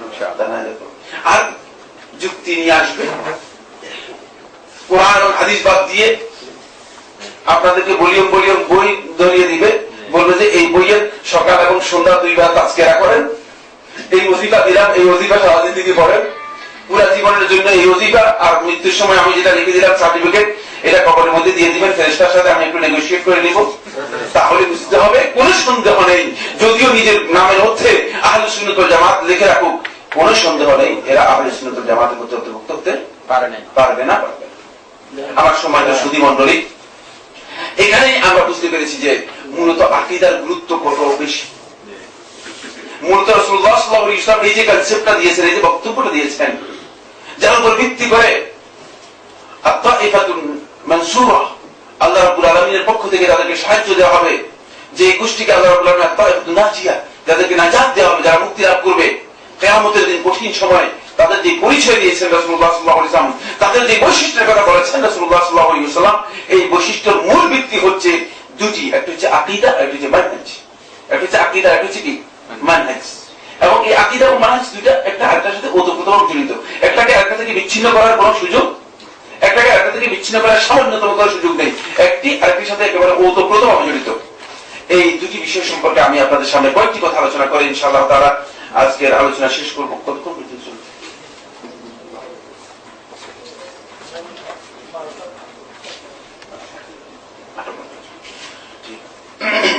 আমার সম্মানিত সুধী মণ্ডলী, আমি প্রথমে যে বিষয়টি আলোচনা করবো সেটা হচ্ছে আকীদার প্রয়োজনীয়তার উপর আমাদের যে দৃষ্টি আকর্ষণ করেছি, আমার মনে হচ্ছে যেন এই কথাটুকুই যথেষ্ট। আকীদার প্রয়োজনের জন্য এই কথাটুকুই যথেষ্ট। কিন্তু তারপরে আমাদের এখানে সর্বমোট 5টি পয়েন্ট রয়েছে। আমি একটা পয়েন্ট আলোচনা করব, সেটি হচ্ছে আকীদাকে প্লিজ একটু দৃষ্টি আকর্ষণ করছি আপনাদের, যাদের মানে টেলিফোন গুলো অন আছে সেগুলো সাইলেন্ট করে রাখলে একটু মেহেরবানি করে ভালো হয়। আমার সম্মানিত সুধী মণ্ডলী, আকীদাকে আমরা অনেকেই মনে করে থাকি যে আকীদা হচ্ছে বিশ্বাস, মানে শুধু বিশ্বাসের মধ্যে এটাকে ডিফাইন করি, সীমাবদ্ধ করি। ফলে আমাদের অবস্থা হয় এই যে আকীদা বলতে আমরা বিশ্বাসকে বুঝি, আকীদা বলতেই আমরা শুধু বিশ্বাসকে বুঝি। ইসলামী আকীদা আর অন্য বিশ্বাসের মধ্যে এক বিশাল পার্থক্য রয়েছে। ইসলামী আকীদার সাথে আমাদের মৌলিক কতগুলো বিষয় সম্পৃক্ত আছে যেগুলো আমলকে ইনক্লুড করে, কিন্তু আকীদারকে যদি শুধু বিশ্বাস হিসেবে চিহ্নিত করা হয় থাকে, তাহলে কিন্তু বিশ্বাসের বিষয়গুলো আমলকে ইনক্লুড করে না। এটি তাওহীদের মধ্যে আপনারা দেখেছেন, তাওহীদের মধ্যে আলোচনার মধ্যে এসেছে, সেখানে কিছু বিষয় আছে আমলের সাথে সম্পৃক্ত, যেগুলো তাওহীদের মধ্যে পাওয়া যাবে, সেগুলো আকীদার মধ্যে পাওয়া যাবে, ঈমানের মধ্যে পাওয়া যাবে। কিন্তু আকীদাকে শুধু বিশ্বাস হিসেবে চিহ্নিত করার পরে আমাদের সমাজের একদল বুদ্ধিজীবী, জ্ঞানী, ইসলামী চিন্তাবিদ, ইসলামের উপর গবেষণা করেন, তারা আকীদাকে বিশ্বাস থেকে বিশ্বাসের যত সংজ্ঞা আছে, মানে বিশ্বাসের যত দিক আছে, সেগুলো নিয়ে আলোচনা শুরু করেছেন এবং তাদের আলোচনাটা আকীদা থেকে বিশ্বাসে চলে গিয়েছে। কিন্তু এটা সবচেয়ে বড় রং, সেটা হলো এই আকীদা নিছক বিশ্বাস নয়, শুধু বিশ্বাস নয়। আমি যদি শুধু বিশ্বাসের উপর নির্ভর করে থাকি যে আল্লাহ এক, কিন্তু আল্লাহ রাব্বুল আলামিনের তাওহীদের আর কোন পয়েন্ট যদি আমি বাস্তবায়ন না করি, তাহলে আমার এই বিশ্বাসটুকুর কোনো মূল্য নেই। ইসলামী আকীদার মধ্যে এই বিশ্বাসটুকুর কোনো মূল্য নেই। এই কারণে কোন ব্যক্তি যদি ঈমান আনার পরে এমন কোন আমল করে যে আমলের কারণে ঈমান তার কি হয়ে যাবে, বিনষ্ট হয়ে যাবে, তাহলে ইসলামী আকীদার মধ্যে তার ঈমান থাকবে কিনা? ইসলামী আকীদার মধ্যে ঈমান থাকবে না। কিন্তু অন্যান্য আকীদার মধ্যে, মানে ইসলাম ধর্ম ছাড়া অন্য ধর্মাবলম্বী যারা আছে, তাদের আকীদার মধ্যে মানে এই আকীদাটা শুধু নিছক বিশ্বাস, আকীদাটা নিছক বিশ্বাস। যেহেতু আকীদার মধ্যে আমলগুলোকে তারা ইনক্লুড করেনি, একত্রিত করেনি, সন্নিবেশিত করেনি। কিন্তু এখানে আমি যে পয়েন্টে আলোচনা করবো সেটি হচ্ছে আকীদা বিশ্বাসের সাথে সম্পৃক্ত বিষয়, তাই বিশ্বাস মানব জীবনের জন্য যেমনি ভাবে অপরিহার্য অংশ, আকীদাও মানব জীবনের জন্য একটি অপরিহার্য অংশ। কথা বুঝতে পেরেছেন কিনা? আকীদাটা বিশ্বাসের সাথে সম্পৃক্ত, কারণ বিশ্বাসের মৌলিক যে দিকগুলো আছে সবগুলো আকীদার মধ্যে আসতেই হবে। আর বিশ্বাস মানব জীবনের জন্য একটি অপরিহার্য বিষয়। মানুষ বিশ্বাস ছাড়া বাঁচতে পারবে? আর পারবে কিনা? কখনো পারবে না। আপনি বিশ্বাস ছাড়া প্রতিদিন টিকতে পারবেন। যেমন আপনি এখন আমাকে মানে মনে করেন আমি আপনার কাছে ঋণ চাইলাম, বললাম যে আমাকে 5,000 টাকা ঋণ দেন। এখন আপনি আমাকে এই যে ঋণ দিবেন, আমি ফেরত দিতে পারি, নাও দিতে পারি, ঠিক না? এখন আপনি আমাকে বেশি বিশ্বাস করতে হবে যে এই লোক আমাকে ফেরত দিবে, দেখেছি মোটামুটি কথাবার্তা ভালো লোক, মনে হয় ফেরত দিবে, তাহলে এখানে বিশ্বাস করতে হবে। জীবনের অনেকগুলো ক্ষেত্রে আমাদেরকে কি করতে হবে? বিশ্বাস করতে হবে।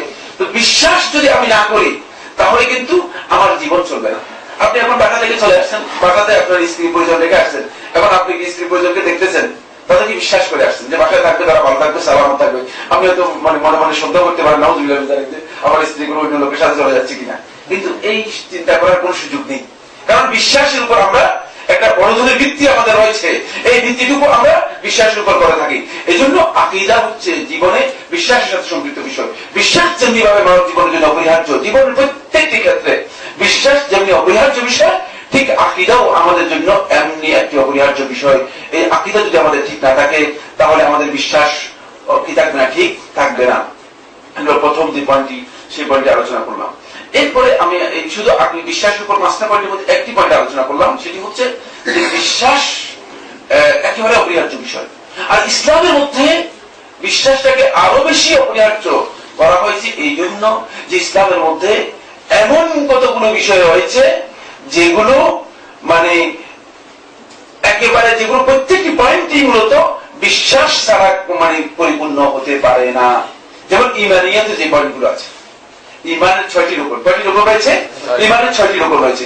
এই 6টি রকমের মধ্যে একটি রকম বিশ্বাস ছাড়া সম্পূর্ণ হওয়া সম্ভব নয়।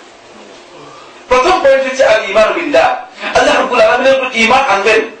আমরা আল্লাহ তাআলাকে দেখছি? আল্লাহ রাব্বুল আলামিন সম্পর্কে আমাদের কোনো জ্ঞান আছে? আল্লাহ তাআলা কোনো কিছু সম্পর্কে বলতে পারবো? সবটাই মূলত বিশ্বাসের সাথে সম্পৃক্ত বিষয়। এরপর রাসূলুল্লাহ সাল্লাল্লাহু আলাইহি ওয়াসাল্লাম, রাসূলের উপর ঈমান আনা।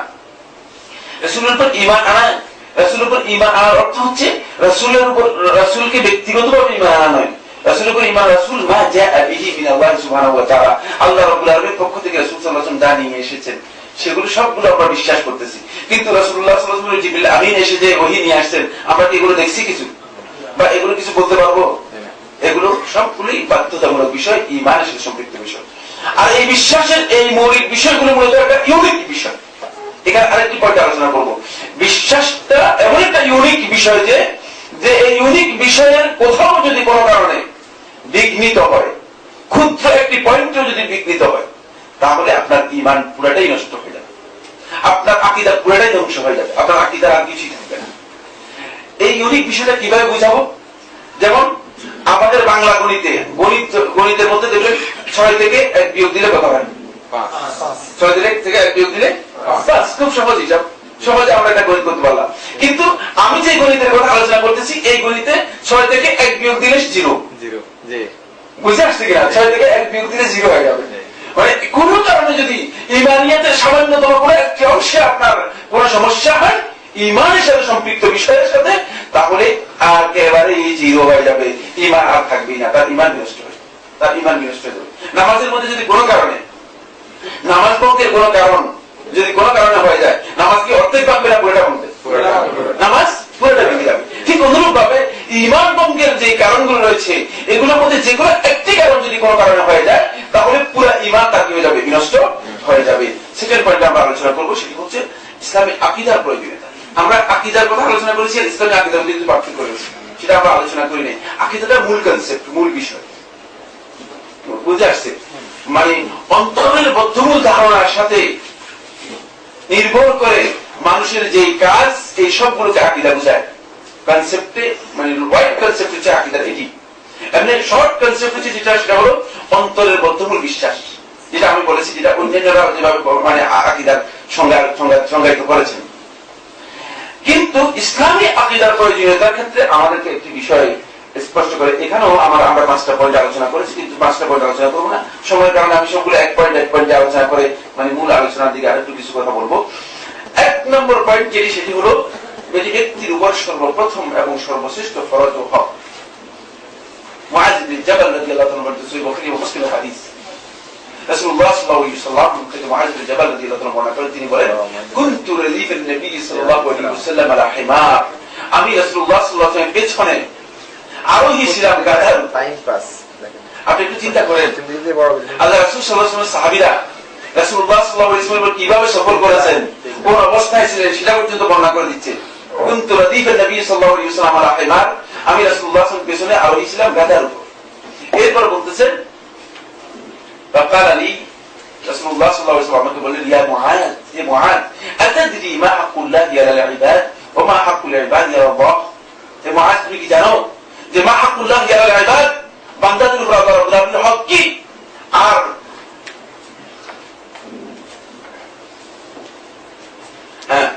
বান্দাদের উপর মানে আল্লাহ রাব্বুল আলামিনের হক কি, তারপরে আল্লাহর উপর বান্দার হক। তখন রাসূলুল্লাহ সাল্লাল্লাহু আলাইহি ওয়াসাল্লাম এই প্রশ্ন করার পরে, আমাদের তো অভ্যাস হয়ে গিয়েছে, আমাদের আলেম ওলামাদেরকে আল্লাহ রাব্বুল আলামিন রহম করুন, যে অনেক অভ্যাস আছে প্রশ্ন করার আগেই উত্তর দিয়ে দেয়। অনেক সময় দেখা যায় যে আমি দাঁড়িয়ে আছি, আমাকে প্রশ্ন করেছে একজনে, দেখছি আমার পাশে আরেকজন উত্তর দিয়ে দিচ্ছে। প্রশ্ন করছি, আমাকে লক্ষ্য করে যে আমাকে প্রশ্ন করেছে উত্তর দেওয়ার জন্য, কিন্তু আমার পাশে আরেকজন দাঁড়িয়ে আছেন, তিনি উত্তর দিয়ে দিচ্ছেন। তখন আমি শুধু এতটুকু বলতে পারি যে হ্যাঁ, তিনি তো উত্তর দিয়ে দিচ্ছেন, যথেষ্ট হয়ে গেছে। আর এছাড়া আর আমি বলতে পারি না। কারণ কি, আমরা উত্তর দেওয়ার জন্য এত অস্থির হয়ে যায় কেন? এই কারণটা কি? আমাদের আইন মানি মনে হচ্ছে উপচে পড়ছে। আসলে হচ্ছে এটাই যে আসলেই আমরা না জেনে মনে করি যে নিজে অনেক বড় পণ্ডিত, না জেনে মনে করি যে অনেক বড় পণ্ডিত। আবু দারদা রাদিয়াল্লাহু আনহু যদি বলেছিলেন আলাইকুম সালাতু ওয়াসসালাম, সেই ঠিক না? এইখানে আমরা এখন প্রথম বিগতের মধ্যে আছি, জ্ঞানের প্রথম বিগতে যারা আছে তাদের অবস্থা হয় এই। তো আমি যেটি বলতেছিলাম, আমি সেদিকে যেতে পারবো না খুব দ্রুত। রাসূলুল্লাহ সাল্লাল্লাহু আলাইহি ওয়াসাল্লাম মুআয ইবনে জাবাল রাদিয়াল্লাহু আনহু প্রশ্ন করেন, আতাদরি মা হাকুল্লাহি আলাল ইবাদ ওয়া মা হাকুল ইবাদি আলাল্লাহ? ক্বালা আল্লাহু ওয়া রাসূলুহু আ'লাম। দেখেন সাহাবীদের আকলাক কি, আল্লাহ রাসূল সাল্লাল্লাহু আলাইহি ওয়াসাল্লাম সাহাবী কিভাবে বললেন, আল্লাহু ওয়া রাসূলুহু আ'লাম, আল্লাহ এবং তার রাসূলই ভালো জানেন। এরপর রাসূলুল্লাহ সাল্লাল্লাহু আলাইহি ওয়াসাল্লাম বলেন, হাকুল্লাহি আলাল ইবাদ আন ইয়াবুদুহু ওয়া লা ইউশরিকু বিহি শাইআ। আল্লাহ রাব্বুল আলামিনের হক হচ্ছে বান্দার উপর আন ইয়াবুদুহু, আল্লাহ রাব্বুল আলামিনের ইবাদত করবে, ওয়া লা ইউশরিকু বিহি শাইআ, আল্লাহ রাব্বুল আলামিনের সাথে কোনো কিছুকে শিরক করবে না। এক কথাকে এটাকে যদি সংক্ষেপ করি সেটা হচ্ছে শিরক মুক্ত ইবাদতই হচ্ছে আল্লাহ রাব্বুল আলামিনের হক বান্দার উপর। এইজন্য এটা হচ্ছে আকীদা, হচ্ছে মূলত বান্দার উপর সবচেয়ে বড় হক। আর এটি বড় হক কেন? আউজাবুল ওয়াজিবাত, সবচেয়ে বড় ওয়াজিবাত। যদি এই পরিভাষা শুদ্ধ হয়, সকল ফরজের বড় ফরজ হচ্ছে এই আকীদা, এই তাওহীদ, যার উপর নির্ভর করছে আপনার সমস্ত আমল গ্রহণযোগ্য হবে কি হবে না। সারা রাত জেগে আপনি যে তাহাজ্জুদ পড়েছেন, এই তাহাজ্জুদ আল্লাহ রাব্বুল আলামিন গ্রহণ করবে কি করবে না। সারা রাতের একটা গভীর বিরাট অংশ জেগে আপনি রোজা রেখে সারাদিন তারাবিহ সালাত আদায় করেছেন, এটা কষ্টের বিষয় না? কোনো সন্দেহ নেই। কিন্তু এই তাহাবিহ আল্লাহ রাব্বুল আলামিনের কাছে গ্রহণযোগ্য হবে কি হবে না নির্ভর করতেছে কিসের উপর? আপনার এই তাওহীদের উপর, এই আকীদা পরিশুদ্ধির উপর। এটা হচ্ছে সবচেয়ে বড় ফরজ, এটা আমাদেরকে জানতে হবে। এরপর আমি যে বিষয়টি আলোচনা করবো সেটি হচ্ছে মানুষের দুনিয়াতে হিদায়াত। এটা হলো আকীদার আবশ্যকতা ও গুরুত্বের উপর একটা পয়েন্ট আলোচনা করব। মানুষের দুনিয়াতে হিদায়াত এবং আখিরাতে তার নাজাত মূলত এর জন্য তার আকীদাকে বিশুদ্ধ করতে হবে। তার আমলকে বিশুদ্ধ করার আগে তার আকীদাকে বিশুদ্ধ করতে হবে।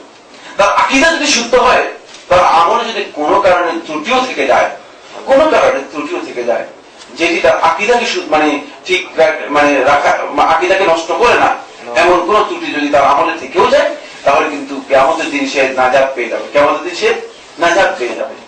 কিন্তু যদি আকীদায় কোনো কারণে সমস্যা হয়ে যায়, আকীদা যদি তার সমস্যা থেকে যায়, তাহলে যতই সৃষ্টি করা, যতই মানে চেষ্টা করা হোক না কেন, আমার সম্মানিত উপস্থিতি সুধী মণ্ডলী, তাহলে সে নাজাত পাবে। তাহলে সে কিভাবে নাজাত পাবে?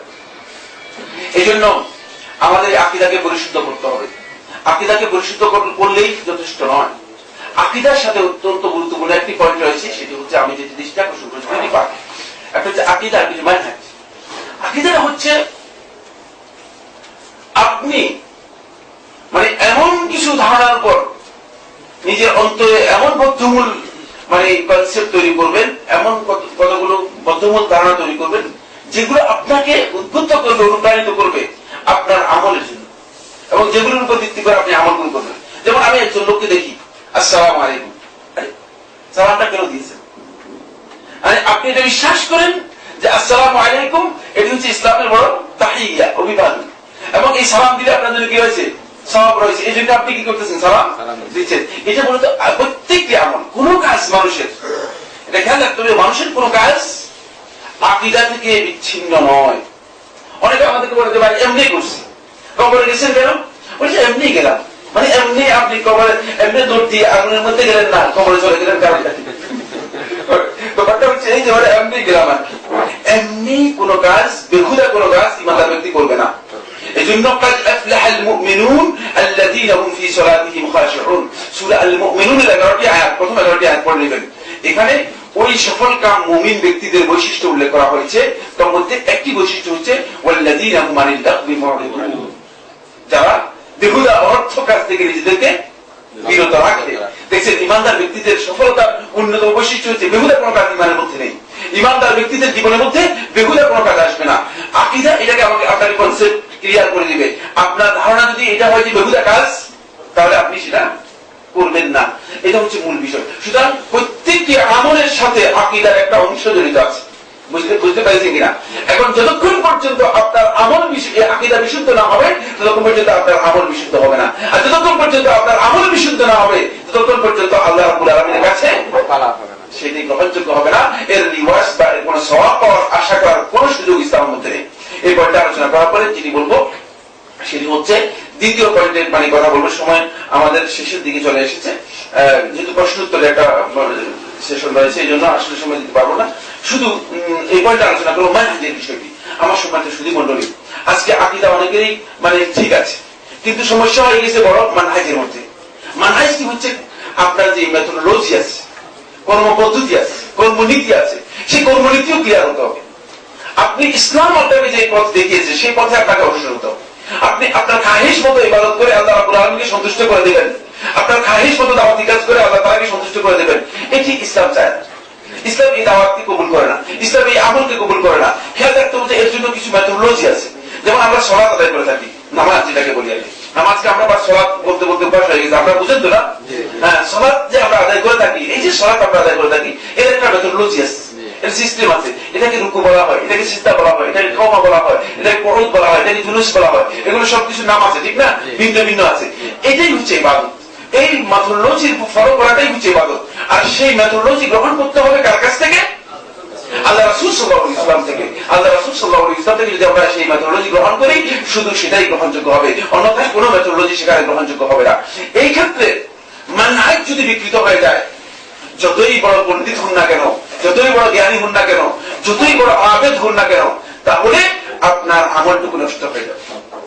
একটা ঘটনা বলে শেষ করে দিব, সেটি হচ্ছে আমর ইবনে আস রাদিয়াল্লাহু তাআলা আনহু, ওমর ইবনে খাত্তাব রাদিয়াল্লাহু তাআলা আনহুর সময় মিশরের গভর্নর ছিলেন।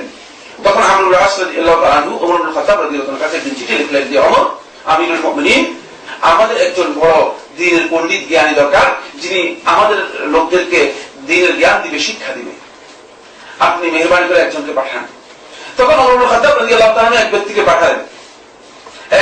পাঠালেন, পাঠিয়ে তার সাথে একটা চিঠি লিখে দিলেন। ওমর রাদিয়াল্লাহু তাআলা চিঠি লিখে দিলেন এমন ভাবে যে আমর ইবনে আসের কাছে, গভর্নরের কাছে, যে লাকাদ আসারতুহু আলা নাফসি, যে আমি এই ব্যক্তিকে আমার নিজের উপর প্রাধান্য দিয়েছি। মানে বুঝা গেছে, কথাটা বুঝতে পেরেছেন? মানে তার মর্যাদা এবং গুরুত্ব এত বেশি উল্লেখ করেছেন যে আমার চেয়েও আমি মনে করি যে সে আমার মানে তোমার কাছে যোগ্য ব্যক্তি, এই জন্য আমি তাকে দ্বীনের ব্যাপারে তোমার কাছে পাঠালাম, দ্বীন শিক্ষা দেওয়ার জন্য। যখন তোমাদের কাছে আসবে, তখন তোমরা তার জন্য একটা ঘর নির্মাণ করবে, যেখানে লোকেরা তার কাছে এসে মানে সসম্মানে তাকে সম্মান দিয়ে লোকেরা দ্বীন শিক্ষা করবে, এত বড় পণ্ডিতের কাছে এসে দ্বীন শিক্ষা করবে। ওই ব্যক্তিকে পাঠালেন, তিনি সেখানে দ্বীন শিক্ষা দিতেন। কত বড় পণ্ডিত, যাকে ওমর ইবনে খাত্তাব রাদিয়াল্লাহু তাআলা আনহু তার সময়ে মানে নির্বাচিত করে আল্লাহ রাসূল সাল্লাল্লাহু আলাইহি ওয়াসাল্লাম মদিনা থেকে তাকে কোথায় পাঠিয়েছেন? মিশরে পাঠিয়েছেন। তিনি সেই ব্যক্তি, এই ব্যক্তি সেই ব্যক্তি, যে ব্যক্তি আল্লাহ রাসূল সাল্লাল্লাহু আলাইহি ওয়াসাল্লামের সবচেয়ে কাছের মানুষ, আল্লাহ রাসূল সাল্লাল্লাহু আলাইহি ওয়াসাল্লামের জামাতা আলী ইবনে আবি তালেবকে হত্যা করেছে। সে হচ্ছে আব্দুর রহমান ইবনে মুলজিম। এবার বুঝতে পেরেছেন যে কোথায় গেল। আকীদার কোনো সমস্যা নেই, আমলের কোনো সমস্যা নেই, কিন্তু মানহাজটা বিকৃত হয়ে গেছে। পরবর্তী সময়ে সে মানহাজ বিকৃত হয়ে গেছে। যারা খারেজি ছিল, ওই খারেজিদের মধ্যে অন্তর্ভুক্ত হয়ে গিয়ে আব্দুর রহমান ইবনে মুলজিম সেই ব্যক্তি, ওই একই ব্যক্তি যাকে রাসূলুল্লাহ ওমর ইবনে খাত্তাব রাদিয়াল্লাহু তাআলা আনহু মিশরে লোকদেরকে দ্বীন শিক্ষা দেওয়ার জন্য প্রেরণ করেছিলেন। কিন্তু আকীদা যখন বিকৃত হয়ে গেল, মানহাজ যখন বিকৃত হয়ে গেল, তখন দেখা গেল যে সেই সবচেয়ে নিকৃষ্ট ব্যক্তি, যেই আল্লাহ রাসূল সাল্লাল্লাহু আলাইহি ওয়াসাল্লামের জামাতা, ইসলামের চতুর্থ খলিফা, খোলাফায়ে রাশিদিনের একজন আলী ইবনে আবি তালেবকে হত্যা করেছে। এবার বুঝতে পেরেছেন মানহাজটা আকীদার সাথে খুবই ইম্পর্টেন্ট, আকীদার সাথে খুবই গুরুত্বপূর্ণ বিষয়। যাদের মানহাজ সহিহ হয়নি, আকীদা সহিহ হওয়ার পরেও তারা ইসলামের মধ্যে বিভ্রান্তি তৈরি করবে। আজকে এই বিভ্রান্তি বিভিন্ন ভাবে আমাদের সমাজের মধ্যে তৈরি করেছে এবং আছে। এগুলো দীর্ঘ আলোচনার বিষয়, মানে এই 40 মিনিটের আলোচনার মধ্যে এগুলো আমি আপনাদের সামনে কিছুই কথা বলতে পারবো না। এবং আলোচনা ঢুকতেছিলাম মাত্র, এর মধ্যে স্লিপ এসে গেছে যে আপনি আলোচনা শেষ করেন, মানে ঢুকতেছিলাম আমি, মানে পয়েন্টে ঢুকতেছিলাম, বুঝে আসছে? তাহলে আমি যে কথাটুকু আপনাদেরকে বলবো সেটি হচ্ছে আমাদের আকীদাকে শুদ্ধ করতে হবে, মানহাজকে শুদ্ধ করতে হবে, জানতে হবে আল্লাহ রাসূল সাল্লাল্লাহু আলাইহি ওয়াসাল্লাম সাহাবীরা কোন মানহাজের উপর প্রতিষ্ঠিত ছিলেন।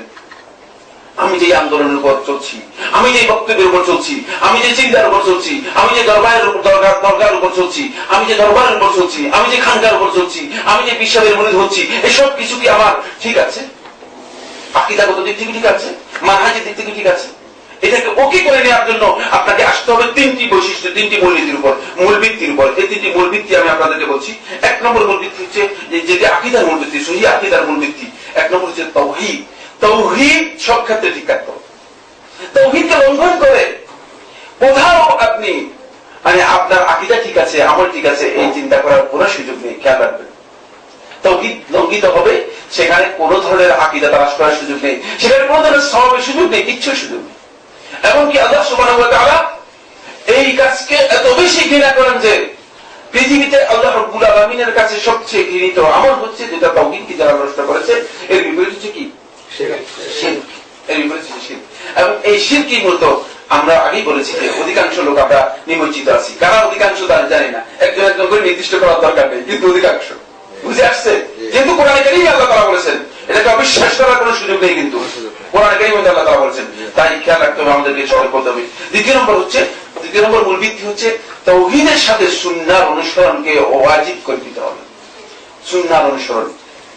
আরে আমাদেরকে প্রশ্ন করে, লাস্ট আমার প্রোগ্রাম যারা দেখেন এনটিভিতে লাইভ প্রশ্ন উত্তরের মধ্যে লাস্ট রমজানের শেষ দিনের শেষ রাত্রে যে প্রোগ্রামে একজন প্রশ্ন করেছে যে আবু হানিফা রাহমাতুল্লাহ আলাইহির বক্তব্য আর রাসূলুল্লাহ সাল্লাল্লাহু আলাইহি ওয়াসাল্লামের বক্তব্য কোনটাকে গ্রহণ করব? ইমানদাররা আজকে এই প্রশ্ন করে, বিশা মা ইয়ামুরুকুম ঈমানুকুম, তোমাদের ঈমান কতই নিকৃষ্ট যে এই প্রশ্ন করতে পারো। ইমানদার আজকে এই প্রশ্ন করে। তুমি আর কোন আলেমের কথা বলে নাই যে কোন ব্যক্তির বক্তব্য আল্লাহ রাসূল সাল্লাল্লাহু আলাইহি ওয়াসাল্লাম বক্তব্যের সমকক্ষ হতে পারে। আল্লাহ রাসূল সাল্লাল্লাহু আলাইহি ওয়াসাল্লাম বক্তব্য হচ্ছে ওয়াহী, ওয়া মা ইয়ানতিকু আনিল হাওয়া ইন হুয়া ইল্লা ওয়াহয়ুন ইউহা, তিনি ওহীর মাধ্যমে বক্তব্য দেন। কিন্তু আজকে আমরা বিভ্রান্ত হয়ে গেছি, আমরা আজকে এই প্রশ্ন করতেছি, ইমানের পরে। এজন্য আমি আপনাদেরকে অনুরোধ করবো যে কত বিশাল বিভ্রান্তির মধ্যে আমরা আছি, এটা বোঝার জন্য একেবারে সহজ একটা উদাহরণ দিয়ে বললাম। এরপরে সর্বশেষ পয়েন্ট যেটি হচ্ছে ইসলামের পূর্ববর্তী সাহাবীদের অনুসৃত পথ ও পন্থার অনুসরণ করতে হবে। সাহাবীদের পথ, এটা হলো 3 নম্বর মূল ভিত্তি, যেই মূল ভিত্তির উপর দাঁড়াবো। আপনি আজকে নতুন আমল করতেছেন, সুবহানাল্লাহ, একজন একটা বই লিখেছে, এত বিভ্রান্ত বই আল্লাহর জমিনে হতে পারে না। গ্লোবাল ঈদ যেটাকে বলা হয়, এর নাম দিয়েছে কি? ডিজিটাল নাম বলতেন গ্লোবাল ঈদ। যে গ্লোবাল ঈদ পেয়েছেন কি আপনার, নেটে কাজ করে বলতে পারবেন। গ্লোবাল ঈদের উপর একটা বই লিখেছেন, ঠিক আছে? তো বই লিখে এই বইয়ের মধ্যে একজন মানে বইয়ের মধ্যে মুখবন্ধ দিয়েছে, বইয়ের ভূমিকা দিয়েছে। ভূমিকার মধ্যে সে বলেছে যে আপনি এই বই লিখে 1400 বছর পর্যন্ত মুসলমানরা যে বিভ্রান্তির মধ্যে ছিল সেই বিভ্রান্তি থেকে মুসলমানদেরকে উদ্ধার করেছেন। 1400 বছর পর্যন্ত মুসলমানরা বিভ্রান্তির মধ্যে ছিল, মুসলিম উম্মাহ। আর তুমি আজকে ভাইজান এসে তুমি মনে করতেছো যে তুমি মানুষদেরকে হেদায়েত দিয়েছো, নাউযুবিল্লাহ মিন যালিক। কিচ্ছু বুঝে না। আল্লাহ রাসূল সাল্লাল্লাহু আলাইহি ওয়াসাল্লাম সাহাবী এবং সাহাবীদের অনুসৃত পন্থাই হচ্ছে মূলত যার উপর আল্লাহ রাসূল সাল্লাল্লাহু আলাইহি ওয়াসাল্লাম সাহাবীরা প্রতিষ্ঠিত ছিলেন। জান্নাতের দুনিয়াতে বিচরণকারী ব্যক্তি জান্নাতের সুসংবাদ পেয়েছেন। কি মনে করেন আপনি? এটা কত বিশাল বিষয়। দুনিয়াতে হাঁটতেছে, চলতেছে, হতে পারে যে কোনো সময় অপরাধ করে ফেলতে পারে, এমন ব্যক্তিকে জান্নাতের সুসংবাদ দেওয়া হয়েছে। ওই ব্যক্তিদের পন্থা অনুসরণ করতে হবে। তারা কি করেছেন, তারা কি বুঝেছেন, তারা এই চাঁদ দেখা নিয়ে তারা কি বুঝেছেন? তারা কিছু বুঝেন নাই, নতুন করে আমি বুঝে গেলাম। এই জন্য আমি আপনাদেরকে অনুরোধ করবো যে এই 3টি মূল ভিত্তির উপর যদি আমরা প্রতিষ্ঠিত থাকতে পারি তাহলে আমাদের আকীদা বিশুদ্ধ হবে এবং আমাদের আকীদা সত্যিকার ভাবে আমরা আকীদাকে মজবুত করে ধারণ করতে পারবো। যে আকীদার উপর ভিত্তি করে আমাদের আমলগুলো রচিত হবে এবং যে আকীদার উপর ভিত্তি করে আমরা ইনশাআল্লাহ তাআলা আখিরাতে যে নাজাতের কথা রাসূলুল্লাহ সাল্লাল্লাহু আলাইহি ওয়াসাল্লাম বলেছেন সেই নাজাত লাভ করতে পারবো। আল্লাহ সুবহানাহু ওয়া তাআলা আমাদের সবাইকে তৌফিক দান করুন। আসলে সময় স্বল্পতার কারণে আমরা মূল কথাগুলো আলোচনা করতে না পারলেও শুধু এই দৃষ্টি আকর্ষণ করতে চাই যে আসুন এখন আলহামদুলিল্লাহ আপনাদের হাতে নাগালে চলে এসেছে সবকিছু। এখন আর বইপত্র লাগে না। আপনি কম্পিউটারের মধ্যে শুধু মানে একটু ব্রাউজ করলেই আপনি দেখতে পাচ্ছেন বিশাল জ্ঞান, নলেজ, অনেক বিশাল নলেজ, অনেক জ্ঞানের এক বিশাল মানে দিগন্ত আমাদের সামনে তুলে ধরতেছে। এই দিগন্তগুলো যাতে করে আমরা মানে যথাযথভাবে কাজে লাগাতে পারি এবং আমাদের জন্য সহজ একটা স্কোপ দেওয়া হয়েছে। ইসলামিক আলো.com একটি গুরুত্বপূর্ণ একটা নতুন দিগন্ত আবিষ্কার করেছে, ইসলামিক দিগন্ত। এই জন্য এই ইসলামিক আলো.com কে যেভাবে যার যেই শক্তি সামর্থ্য আছে যেভাবে এটাকে সহযোগিতা করার জন্য চেষ্টা করুন। তাদের যে উদ্যোগ রয়েছে সেই উদ্যোগকে স্বাগত জানিয়ে তাদের পিছনে যাওয়ার জন্য চেষ্টা করুন এবং আপনারাও সেখান থেকে উপকৃত হওয়ার জন্য চেষ্টা করুন। আল্লাহ সুবহানাহু ওয়া তাআলা আমাদের সবাইকে তৌফিক দান করুন। ওয়া সাল্লাল্লাহু আলা নবিয়িনা মুহাম্মদ ওয়া আলা আলিহি ওয়া আসহাবিহি ওয়া সাল্লাম।